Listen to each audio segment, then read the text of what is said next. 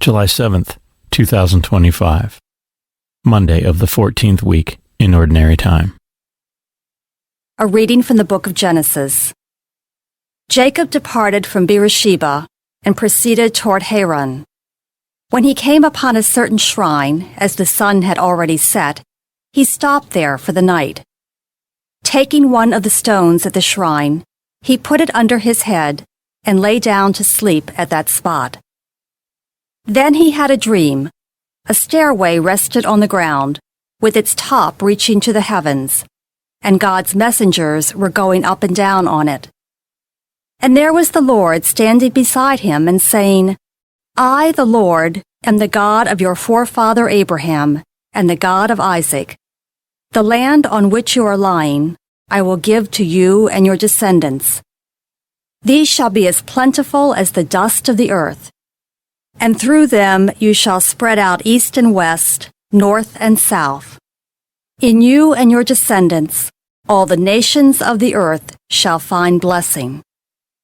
Know that I am with you. I will protect you wherever you go and bring you back to this land. I will never leave you until I have done what I promised you. When Jacob awoke from his sleep, he exclaimed, Truly, the Lord is in this spot, although I did not know it. In solemn wonder, he cried out, How awesome is this shrine! This is nothing else but an abode of God, and that is the gateway to heaven. Early the next morning, Jacob took the stone that he had put under his head, set it up as a memorial stone, and poured oil on top of it. He called the site Bethel, whereas the former name of the town had been Luz.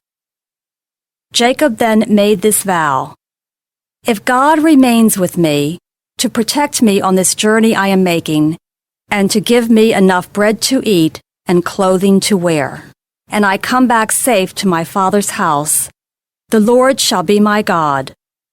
This stone that I have set up as a memorial stone shall be God's abode. The word of the Lord. Thanks be to God. The responsorial psalm. The response is, In you, my God, I place my trust. You who dwell in the shelter of the Most High, who abide in the shadow of the Almighty, say to the Lord, My refuge and my fortress, my God in whom I trust. In you, my God, I place my trust. For he will rescue you from the snare of the faller, from the destroying pestilence. With his pinions he will cover you, and under his wings you shall take refuge. In you, my God, I place my trust. Because he clings to me, I will deliver him. I will set him on high because he acknowledges my name. He shall call upon me, and I will answer him. I will be with him in distress. In you, my God, I place my trust. A reading from the Holy Gospel according to Matthew. While Jesus was speaking, an official came forward, knelt down before him, and said, My daughter has just died. But come, lay your hand on her, and she will live. Jesus rose and followed him, and so did his disciples.